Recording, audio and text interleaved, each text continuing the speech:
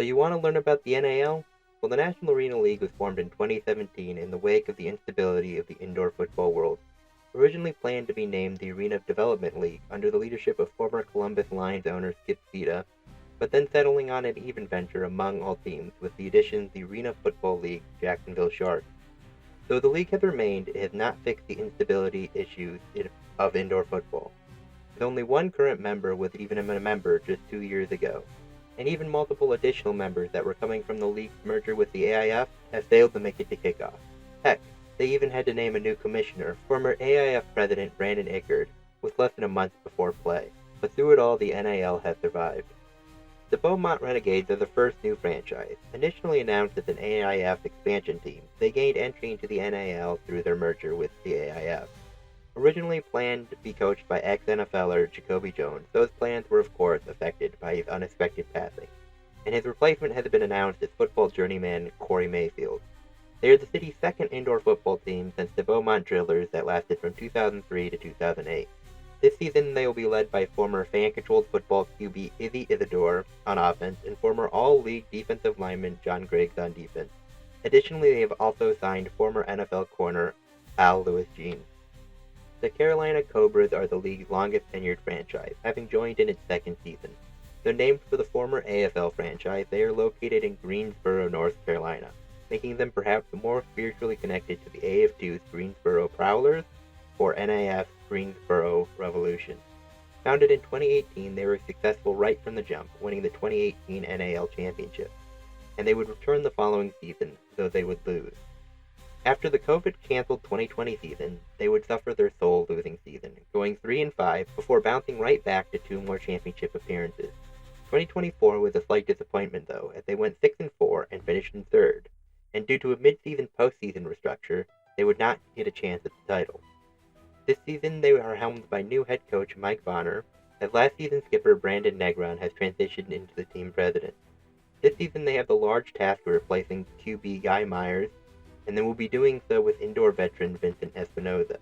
He'll be joined in the backfield by James Summers, returning after his 12-touchdown performance last year, while on defense they have former All-League player Taven Fitzgerald on the defensive line.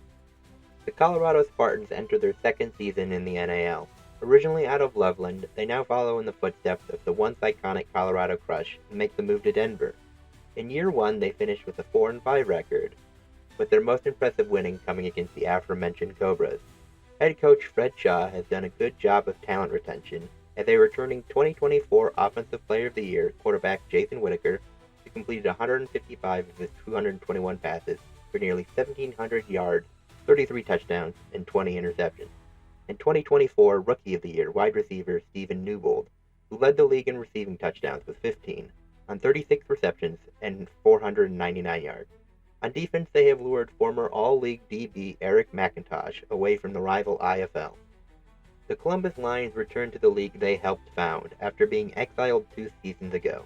Founded in 2007, they have played in 8 different leagues throughout their history, collecting 130 wins, 9 championship appearances, and 5 wins. In their 2 years of exodus, they did not lose a football game. Headed by second-year head coach Damian Daniels, they will look to see if their roster that dominated the AIF can run with the NAL. Quarterback Marcus Brooks completed 67% of his passes last season, for over 1,200 yards, 34 touchdowns, and only 4 interceptions. Running back Romello Kimbrough led the league, and wide receivers Demetrio Ewing and James Fortson hauled in a collective 17 touchdowns on 46 receptions, to go along with 668 yards. The Idaho Horsemen look to bounce back from a disappointing first season in the NAL, finishing with a 1-7 record. They look to recapture their glory days of the AWFC, which included 2 championships and even an undefeated 12-0 record in their inaugural season in 2019. Based in Nampa, they reside just outside of Boise, and brought back indoor football to the area that had not seen it since the Boise Burns folded in 2009. But owner and head coach Chris Reynolds will have to do that without local legend quarterback Austin Schaefer, for which the team was completely different when he played, scoring 44 points in games with him and just 20 without. They were, however, able to return the league's leading wide receiver Kyler Henson, who picked up 537 yards and 11 touchdowns on 44 receptions, and 2024 Defensive Player of the Year DB Rashad Flanders. It was a new league, but the same result for the Omaha Beef, as they finished their second consecutive undefeated season. Founded in 2000, the Beef are one of the nation's oldest indoor teams, having played in some of the most iconic leagues such as the NIFL and the IFL. Though almost always a competitive team with an all-time record of 195 and 119, it took until 2021 for them to claim their first title, which they would soon follow up with two more in 2023 and 2024. But Coach Mike Tatum's championship defense is going to look a little bit different, as they will be without two-time MVP quarterback Tommy Armstrong, who retired in the offseason. In his place, they have signed longtime Sioux Falls and three-time championship-winning quarterback Lorenzo Brown. They have also brought back touchdown magnet wide receiver Troy Evans, who had 8 touchdowns on just 17 receptions, as well as sackman Rodell Raymond, who is tied for the league in sacks with 6. The Shreveport Rouxgaroux are the league's other expansion team, bringing indoor football back to a region that was once a staple of the AF2, but forgotten as their Beaushire-Shreveport Battlewings made the move to New Orleans in 2011. Led by head coach James Hampton, they have signed former GFL and FAM QB Dylan Van Boxel. They have also acquired former All-Sun Belt wide receiver Eric Thompson and indoor veteran linebacker Darius Meadors. It was close but no cigar for the Sioux City Bandits as they came up just short in the NAL championship last season in double overtime. They look to build on it though as they head into their second season in the NAL. Founded in 2000, they have followed a very similar path to their rivals in Omaha, and they have also spent time in the NIFL and the IFL, among others. And also like Omaha, they almost always are competitive. With an all-time record of 179 and 126, they only have 3 championships, 2011, 2012 in the APFL, and 2015 in the CIF.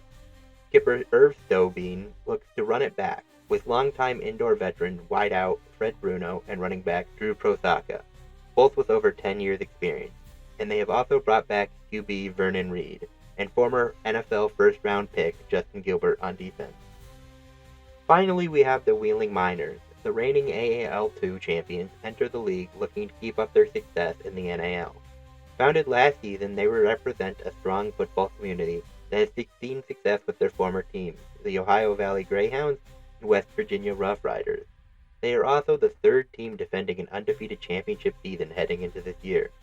Coached by Josh Risignolo, they have made good progress in their attempt to defend that, as they were able to re-sign quarterback Grant Russell.